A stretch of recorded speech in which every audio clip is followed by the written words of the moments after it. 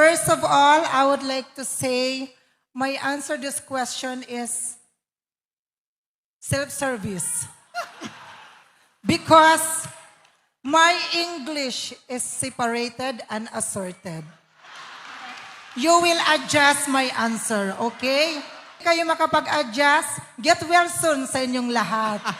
Before answer the question, please shut down your mouth. Yes, my question is acceptance. You know what? Acceptance is very important to many people, internal and other city jail. Yes, just like me. My mother is accept me being a lady dog, a part of LGBTHIU, and I am proud and I am accept myself being a construction worker almost 10 years.